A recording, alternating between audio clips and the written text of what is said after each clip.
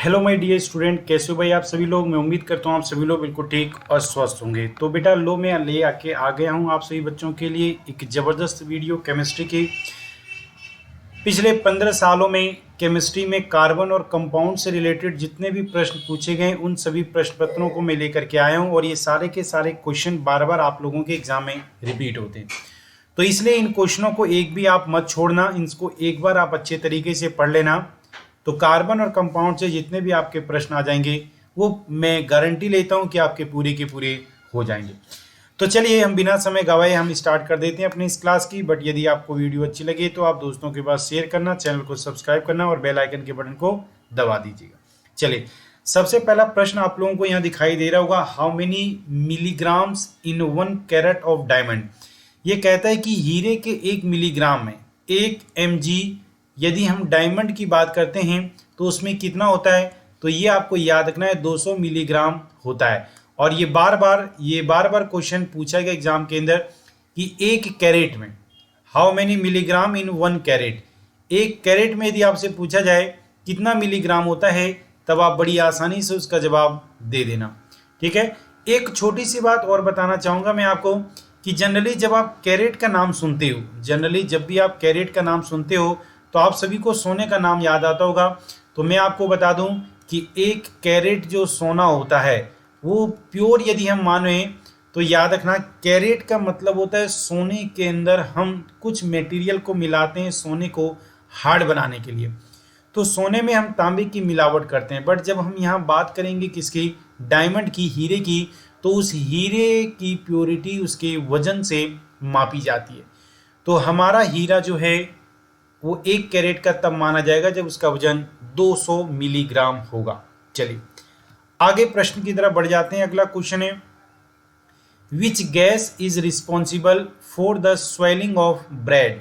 Bread के सूजन के लिए कौन सा गैस जिम्मेदार है। अब आपको देखा ये ब्रेड है, इसको जब हमने बनाया तो इस ब्रेड में आपको दिख रहा है कि ये स्वेल हो चुका है, ये फूल चुका है चारों तरफ से। फिर हम इसको नाइफ से क्या करते हैं, इसको पीस कट करके इसको हम पैकेट्स में पैक कर देते हैं। तो इसके अंदर स्वेलिंग क्यों आ रही है। तो मैं आपको एक बात बता दूं कि इसके अंदर हमने क्या मिला है, बेकिंग सोडा। क्या मिला है बेटा, बेकिंग सोडा। तो जब हम बेकिंग सोडा को मिलाते हैं किसके अंदर, बेकिंग सोडा, और बेकिंग सोडा के साथ जब हम टॉर्ट्रिक एसिड को मिलाते हैं तब हमें इधर जो प्राप्त होता है वो क्या प्राप्त होता है बेटा। तो याद रखना H2O और प्लस में CO2, ये कार्बन डाइऑक्साइड गैस जिसके कारण ये स्पंज और फ्लफी बन जाता है। तो हमारा राइट आंसर है B, sorry not carbon monoxide, it is the carbon dioxide. Carbon monoxide नहीं है, carbon dioxide is the right answer. Question number 3 क्या कहते हैं हमसे, which one of the following is the correct statement, graphite can be used as the lubricant because it has. Graphite को as a स्नेहक के रूप में, लुब्रिकेंट के रूप में यदि हम इस्तेमाल करते हैं तो ग्रेफाइट की किस प्रॉपर्टीज के बेस पर। Option a rigid structure, rigid का मतलब ये कठोर होने के कारण से। तो मैं आपको बता दूं कि कभी भी ग्रेफाइट कठोर नहीं होता, ग्रेफाइट बहुत ही मुलायम और फिसलनदार पदार्थ है। इसकी लो विस्कोसिटी होने के कारण यानी इसकी श्यानता सबसे कम होने के कारण से। तो मैं आपको एक बात बता दूं, श्यानता जो होता है वो किसके अंदर, गैसों के अंदर होता है और लिक्विड के अंदर होता है, सॉलिड के अंदर श्यानता नहीं होता। अगला लेयर ऑफ द स्ट्रक्चर, तो ये हमारा बिल्कुल राइट आंसर है। इसके लेयर के होने के कारण से तो टेट्राहाइड्रल स्ट्रक्चर इनके बीच में बना होता है। और ये कार्बन की कार्बन देखो ये 6 बंड से बने हुए हैं यहाँ पर, ये स्ट्रक्चर ऑफ द कार्बन। और याद रख लेना ये जो इसके अंदर वीक वंडरवाल फोर्स होता है, किसका, कैसा, weak van der Waal force, weak van der Waal force होता है जिसके कारण से सारे के सारे कार्बन एक दूसरे के वीक वंडरवाल फोर्स से जुड़े होते हैं। तो option C will be the right answer, layered structure. Next question है, the oxides of which of the following element is used as coolant. किस एलिमेंट के ऑक्साइड को एज अ कूलेंट के रूप में यूज किया जाता है। Silicon oxide, nitrogen oxide, carbon oxide and phosphorus oxide. तो मैं आपको बता दूं the right answer is carbon, क्योंकि जब कार्बन के साथ हम ऑक्सीजन को मिक्स करते हैं तो ये हमारे पास कार्बन डाइऑक्साइड बन गया। अब जब ये कार्बन डाइऑक्साइड को हम सॉलिडिफाई कर देते हैं तो इसके सॉलिड स्टेट में हम इसको क्या बोलते हैं, ड्राई आइस। क्या बोला जाता है, ड्राई आइस, जिसे हम लुब्रिकेंट के रूप में, प्रशीतक के रूप में, रेफ्रिजरेंट के रूप में हम इसका यूज करते हैं। तो right answer option C. Next question है, which one of the following pairs of elements is most essential for the building cells in the human body. मानव के शरीर के कोशिकाओं के निर्माण में कोई तत्व का सबसे ज्यादा रोल प्ले करता है। तो option A nitrogen, option B aluminium. तो एल्युमिनियम का तो भाई बिल्कुल ही रोल नहीं है। कार्बन एंड कैल्शियम, ये दोनों के दोनों हमारे सही हैं। आगे की बात यदि हम करते हैं तो अगला point nitrogen and carbon. Carbon तो है बट नाइट्रोजन का उतना नहीं है। Calcium and phosphorus, option B will be the right answer, carbon and calcium. याद रखना हमारे शरीर में कार्बन का होना कंपलसरी है। आगे बढ़ते हैं, which one of the following is not an allotropes of carbon. इनमें से कार्बन का एलोट्रोप्स कौन सा नहीं है। Carborundum, diamond, graphite, this all are allotropes of carbon, but soot जो है वो कार्बन का एलोट्रोप्स नहीं है। आगे बढ़ते हैं next, which of the following statement regarding the carbon dioxide are correct. Carbon dioxide के लिए इनमें से कौन सी स्टेटमेंट करेक्ट है ये आपको बताना है।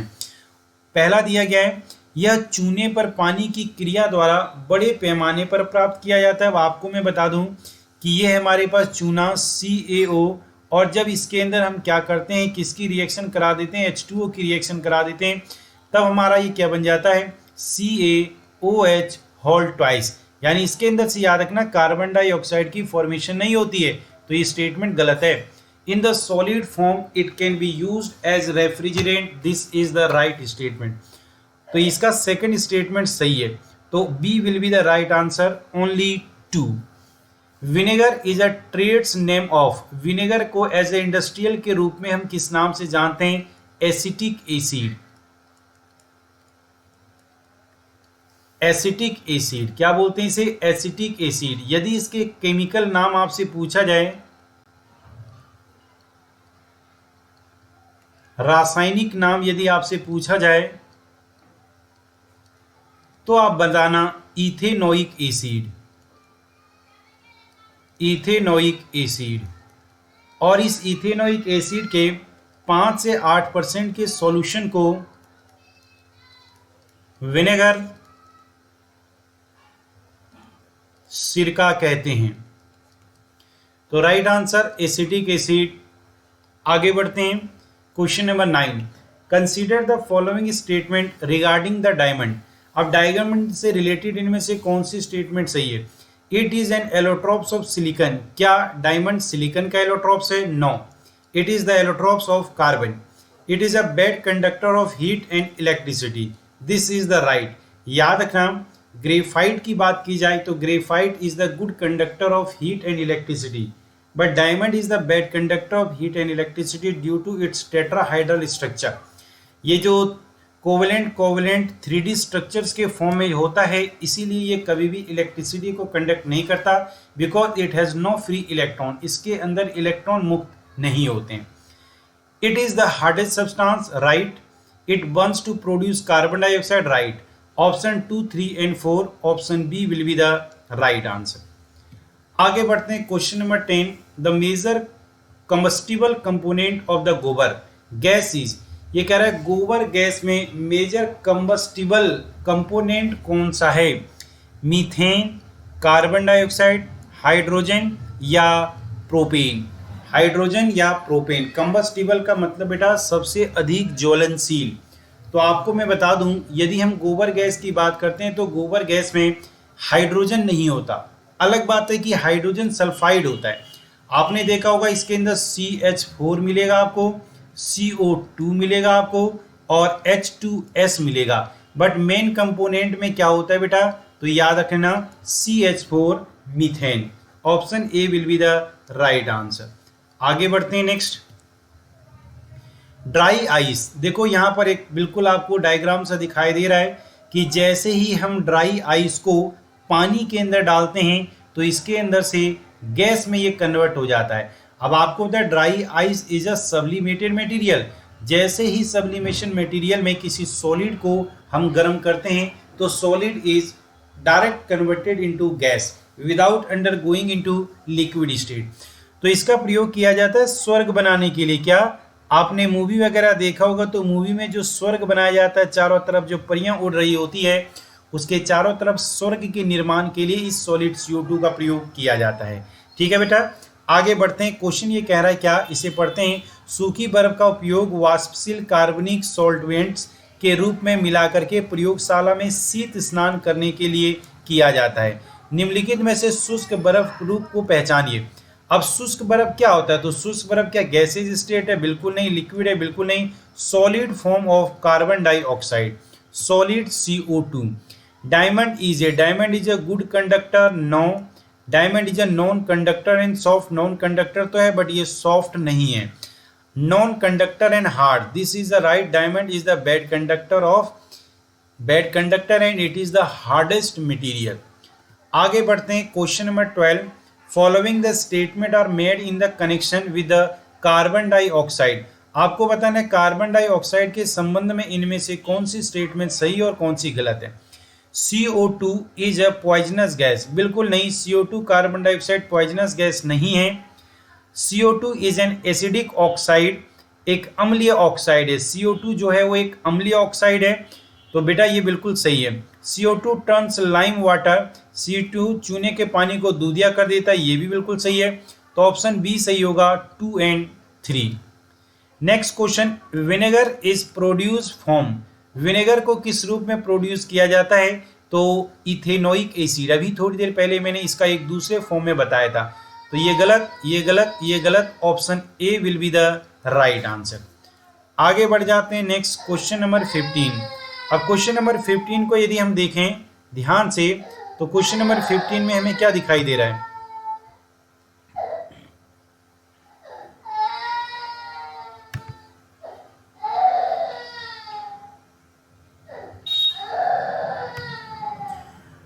क्वेश्चन नंबर 15 को देखो, match the following with list 1 to list 2। Select the correct answer using the code given below the list. Ozone gas, यदि हम ओजोन गैस की बात करते हैं तो ओजोन गैस जो है हमारा वो किससे रिलेटेड है, अल्ट्रावायलेट गैस से। तो इसको हमने इससे क्या कर दिया, मैच कर दिया। नाइट्रस ऑक्साइड, कार्बन डाइऑक्साइड की बात करें तो carbon dioxide is the less component present in the component of the air in the small quantity, ये भी सही है। आगे कार्बन मोनोऑक्साइड क्या होता है, कंबाइंस विद द हीमोग्लोबिन। और नाइट्रस ऑक्साइड किससे विजिबल। तो देखो बेटा, ए के साथ क्या आया है, ए के साथ हमारा आया 2, बी के साथ हमारा क्या आया 4, सी के साथ हमारा क्या आया 3 और डी के साथ हमारा क्या आया 1। तो 2 4 3 1 कहाँ नजर आ रहा है, 2 4 3 1, सॉरी 2 4 3 1, 2, अच्छा इसमें 5 का है थोड़ा सा बेटा, इसके अंदर इस क्वेश्चन के अंदर थोड़ा सा मिस है। क्यों मिस है, क्योंकि ये क्वेश्चन पूरा नहीं है। देखो इसके अंदर कुछ 5 यहाँ पर ऑप्शन 5 दे दिए गए। तो मैं इसकी स्टेटमेंट से ही बता दूं तो इसके अंदर कोई एक ऐसा ऑप्शन होगा जिस ऑप्शन के अंदर हमारा कितना आएगा, 2 4 3 1, 2 4 3 1, याद रख लेना 2 4 3 1 ये हमारा राइट है। ऑप्शन के अंदर यहाँ कुछ मिस दिया गया है। आगे बढ़ते हैं। Next question number 16, which one amongst the following statement is not correct about the graphite. इनमें से ग्रेफाइट के संबंध में कौन सा कथन सत्य नहीं है। तो आपको बताना है कौन सा ऑप्शन इसमें गलत है। It is most stable allotropes of carbon, this is the right. It is an electrically conducting material, ये due to the free electrons. Crystalline spherical heads of the graphites have very good lubricant and property under the dry condition, right. It is a higher grade coal, ये हमारा गलत है। तो option D will be the right answer. आगे बढ़ जाते हैं question number 17 और ये क्वेश्चन मोस्ट इंपॉर्टेंट है। इसको आप सभी बच्चे कान खोलकर सुन लेंगे। हर 3 साल में लगातार ये क्वेश्चन रिपीट हो रहा है। अगला क्वेश्चन पूछा रहा है कि bee sting leaves an acid which cause pains and irritation. ये कहता है कि जब आपको कोई मधुमक्खी काट लेती है तो उसके काटने से आपको जलन का एहसास होता है। तो किसके कारण से, क्योंकि हमारी स्किन पर, हमारी त्वचा पर वो एक एसिड को लेफ्ट कर देता है और this acid is called methanoic acid, या इसका एक और दूसरा नाम है फॉर्मिक एसिड। तो फॉर्मिक या मिथेनोइक एसिड हमारी त्वचा पर छोड़ देने के कारण से हमें अपनी त्वचा में इरिटेशन फील होता है और हम उसे खुजाना चालू कर देते हैं, जिसके कारण स्वेलिंग आ जाती है। अब आगे बढ़ते हैं। Question number 18, a student by the chance mixed acetone with the alcohol. देखो एसीटोन के साथ हमने किसको मिला दिया, एल्कोहल। अब इन दोनों का बॉइलिंग पॉइंट एक समान नहीं है। आगे बढ़ते हैं। अब कहता है कि इन दोनों को अलग करना है। तो हमें पता है कि एसीटोन की बात करें और अल्कोहल की बात करें तो अल्कोहल का बॉइलिंग पॉइंट 70 डिग्री सेल्सियस के लगभग होता है और एसीटोन तो बहुत ही इजीली बॉइल्ड हो जाता है। तो यदि हम देखें तो इन दोनों के बीच में बॉइलिंग पॉइंट का कुछ डिफरेंस नजर आ रहा है, इसलिए इन दोनों को सेपरेट करने के लिए फ्रैक्शनल डिस्टिलेशन प्रोसेस का यूज किया जाएगा। कौन सा प्रोसेस है, फ्रैक्शनल डिस्टिलेशन। आप याद रखना, जब भी दो ऐसे पदार्थ का यूज किया जाए जिसमें से दो पदार्थों के बीच में बॉइलिंग पॉइंट का कम से कम डिफरेंस 25 डिग्री सेल्सियस का हो, तब उनको सेपरेट करने के लिए हम फ्रैक्शनल डिस्टिलेशन प्रभाजी आसवन विधि का प्रयोग करते हैं। किसका, प्रभाजी आसवन विधि का प्रयोग किया जाता है। ठीक है बेटा, प्रभाजी आसवन विधि का। Next question, which of the following statement about the diamond are correct. Diamond के लिए इनमें से कौन सी स्टेटमेंट बिल्कुल सही है। पढ़ते हैं। सबसे पहला कि it is used as gem in jewellery because of its ability to reflect light. ये तो बिल्कुल सही लग रहा है। आपको पता है कि ज्वेलरी में हम डायमंड को इसलिए यूज करते हैं ताकि इसकी चमक बहुत ज्यादा होने के कारण से। और आपसे पूछा जाए कि हीरा क्यों चमकता है, तो हीरे के चमकने का एक फिजिकल फिनोमिना होता है, that is called TIR, total internal reflection. It is a good conductor of electricity. तो ये स्टेटमेंट रॉन्ग है, क्योंकि इसके पास फ्री इलेक्ट्रॉन्स नहीं होते, इसलिए इलेक्ट्रिसिटी को कंडक्ट नहीं कर पाता। It is use for cutting glass, marbles, stones and other hard material. ये भी बिल्कुल सही है कि कांचों को काटने के लिए कौन से ब्लैक डायमंड का यूज किया जाता है, मार्बल को, स्टोन को काटने के लिए, दीवारों में छेद करने के लिए, इन सब जगह पर इसका यूज किया जाता है। तो option 1, 3 and 4, 1, 3 and 4 option A will be the right answer. Next question की तरफ बढ़ जाते हैं। The main constituent of vinegar is. Vinegar का मेन कॉन्स्टिट्यूएंट क्या है। देखो एक ही क्वेश्चन को बार बार अलग अलग तरीके से वो आपसे पूछ रहा है। Sorry, not citric acid, this is the acetic acid. एक ही प्रश्न को बार बार वो आपसे पूछ रहा है अलग अलग तरीके से, तो आपको इसका आंसर याद रखना है कि ये क्वेश्चन भी मोस्ट रिपीटेड है, इसलिए इसको याद रखना, एसिटिक एसिड। आगे बढ़ते हैं। क्वेश्चन नंबर 21, निम्नलिखित कथनों पर विचार कीजिए कि कौन सा सही है कौन सा गलत है। Diamond is hard and graphite is soft, right. Diamond is soft and graphite is hard. क्या डायमंड सॉफ्ट होता है, बेटा ये गलत है। Diamond is bad conductor but graphite is good conductor, this is the right. Diamond is a good conductor but graphite is bad conductor, ये wrong है हमारा।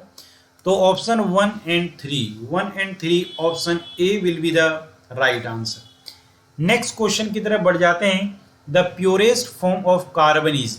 कार्बन की प्योरेस्ट फॉर्म जो है बेटा वो ग्रेफाइट को माना गया है। Graphite is the purest form of carbon. Next question, biogas consist of mainly. Biogas में 75% तक केवल और केवल CH4 मीथेन गैस पाई जाती है। आगे बढ़ते हैं। The most stable form of carbon is. Carbon की जो सबसे स्टेबिलिटी फॉर्म है वो है ग्रेफाइट। नेक्स्ट क्वेश्चन, इनमें से कौन सा स्टेटमेंट सही है आपको चूज करना है। Which of the following statement is correct. Fullerenes में केवल 6 सदस्य कार्बन के छल्ले होते हैं, ये पूर्ण रूप से गलत है, क्योंकि फ्लोरेंस का मतलब होता है कार्बन के 60 परमाणुओं का structure. Fullerenes are cage like molecules, बिल्कुल सही अणु होते हैं। हीरा थर्मोडायनेमिक्स रूप में कार्बन का सबसे स्थिर अपरूप है। याद रखना, थर्मोडायनेमिकली जो सबसे स्टेबल फॉर्म है वो हीरा नहीं है बेटा। वो कौन सा है, तो आप लोगों को मैं बता दूं, वो हमारा हीरा नहीं है, ग्रेफाइट है। वो कौन सा है, ग्रेफाइट है। आगे, graphite is slippery and hard and it is therefore used as dry lubricant in machine.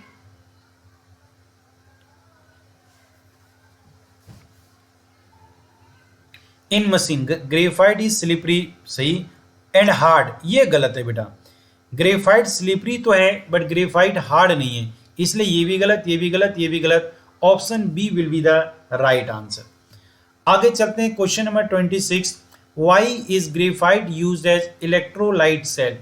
अब बैटरियों के अंदर, सेल के अंदर आपने देखा होगा कि ये जो हमारी सेल होती है कुछ इस तरीके से निप्पो की सेल होती है। ये निप्पो की सेल है, इसके बीच में ये ग्रेफाइट की रॉड डली होती है। ये ग्रेफाइट की क्यों डाला जाता है? Because graphite is a good conductor of electricity due to its free electron. आगे बढ़ते हैं। Graphite is much better conductor of heat and electricity than diamond. This is due to the fact of each carbon atom is. ये कह रहा है कि जो graphite है वो गुड कंडक्टर ऑफ इलेक्ट्रिसिटी है as compare to the diamond. Why? तो आंसर देखते हैं। पहला, under the sp2 hybridisation form 3 sigma bonds with the 3 neighbouring carbon atoms. ये अभी तक लगभग कुछ समय सही नजर आ रहा है। Undergoes sp3। अब याद रखना sp3 हाइब्रिडाइजेशन डायमंड के अंदर होता है, ठीक है। इट इज टेट्राहाइड्रल बॉन्ड बंधुआ। It is a free from van der Waals force. तो ऑप्शन ए हमारा यहाँ सही है, बाकी सारे के सारे रॉन्ग है।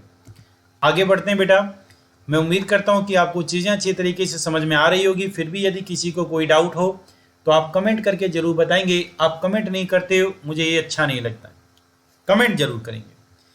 Which one of the following elements form highest number of compound. तो दिस इज द कार्बन। याद रखना कार्बन जो होता है इसकी टेट्रा कोवैलेंसी होती है, जिसके कारण से एक कार्बन दूसरे कार्बन के साथ, दूसरा कार्बन तीसरे कार्बन के साथ जुड़कर कार्बन की सबसे लंबी चेन बना लेता है और इस प्रॉपर्टी को बोलते हैं catenation.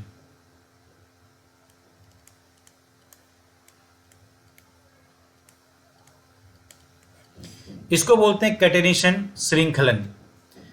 Which one of the following element is used in pencil lead. आपको बताना है पेंसिल लेड में इनमें से किसका प्रयोग किया जाता है। तो पेंसिल लेड में यूज किया जाता है ग्रेफाइट का। मैं आपको बता दूं, जब हम इसे लेड पेंसिल बोलते हैं तब इसके अंदर लेड की मात्रा, पीवी की मात्रा 0% होती है। और यदि मैं बात करूंगा इसके अंदर ग्रेफाइट की मात्रा जो होती है वो लगभग 100% होती है। तो इसलिए लेड ग्रेफाइट का मतलब ऐसा नहीं कि उसमें लेड या कांच मिला हुआ है। Question number 31।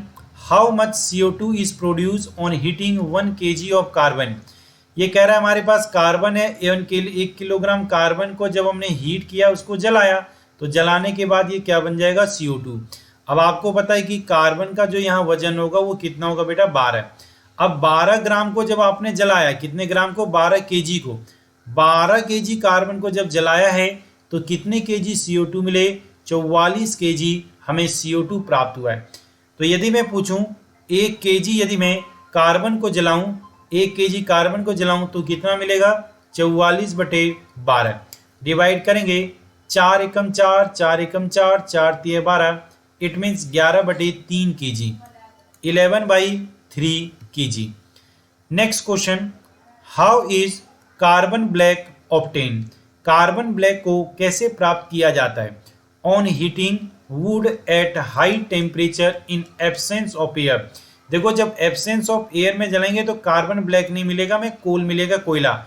Bye heating coal at high temperature in the absence of air. तो एब्सेंस ऑफ एयर वाले तो गलत है बेटा। आगे बढ़ते हैं। By the burning of hydrocarbons in a limited supply of air. ये बिल्कुल सही है कि जब किसी भी हाइड्रोकार्बन को जलाया जाता है और उसको लिमिटेड सप्लाई ऑफ एयर दिया जाता है तो अपने अंदर से वो कालिक यानी राख के रूप में निकालता है। तो C will be the right answer. आगे बढ़ते हैं। Question number 33। Which one of the following property is not true for graphite. Graphite के लिए इनमें से कौन सी स्टेटमेंट सही नहीं है? तो hybridisation of the each carbon atom is sp3। ये बेटा ये डायमंड के लिए होता है, ये डायमंड का हाइब्रिडाइजेशन है, ना कि ग्रेफाइट का। तो ये हमारा है wrong. Hybridization of its carbon is sp2. Electrons are decollized over the whole sheet of atoms. Each layer is composed of hexagonal ring. बिल्कुल सही। तो ऑप्शन कौन सा हमारा उचित होगा? Option A. Next question number 34। The poisonous nature of carbon monoxide is due to. Carbon monoxide का nature poisonous क्यों होता है? तो मैं आपको बता दूं, carbon monoxide is the good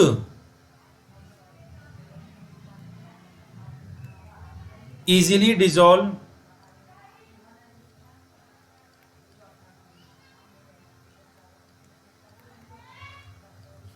human blood।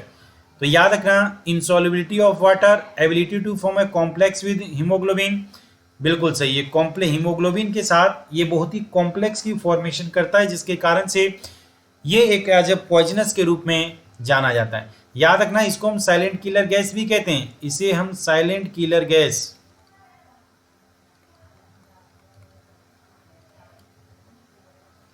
Silent killer gas के नाम से भी जानते हैं। नेक्स्ट क्वेश्चन है 35। क्वेश्चन नंबर 35 क्या कहता है? Which one of the following statement is not correct. इनमें से कौन सा स्टेटमेंट सही नहीं है, मतलब गलत है। और ऐसे प्रश्न पूछे जाएंगे। All carbon in diamond are linked by the carbon carbon single bond. कह रहा है कि सारे all the carbon in diamond, diamond में जितने भी कार्बन है, क्या वो सारे कार्बन एक दूसरे से सिंगल बॉन्ड से बंधे हुए हैं? ये बेटा नहीं। Graphite is layered structure in which, layered structure है, बिल्कुल सही। Graphite layer are from the hexagonal ring, बिल्कुल सही है। Graphite layer are held together by the carbon carbon single bond, बिल्कुल सही है। तो option A will be the right answer. आगे बढ़ते हैं। तो बेटा ये हमारे टोटल 36 प्रश्न थे। अच्छा, एक लास्ट का और क्वेश्चन है।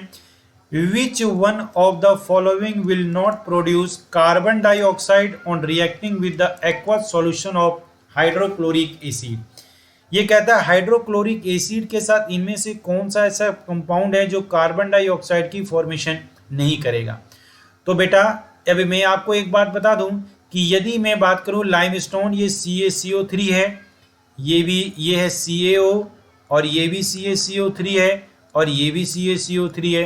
तो ये तीनों के तीनों देख के आप देखोगे सेम, ये तीनों के तीनों CO2 प्रोड्यूस करेंगे, बट कौन CO2 प्रोड्यूस नहीं करेगा? क्विकलाइम यानी बी। तो B will be the right answer. तो बेटा मैं उम्मीद करता हूं कि आप सभी बच्चों को ये 36 के 36 प्रश्न बहुत ही अच्छे तरीके से समझ में आ गए होंगे। और याद रखना, ये सारे प्रश्न आप लोगों के एग्जाम के अंदर 15 सालों के अंदर 36 प्रश्न पूछे गए हैं। किसके अंदर?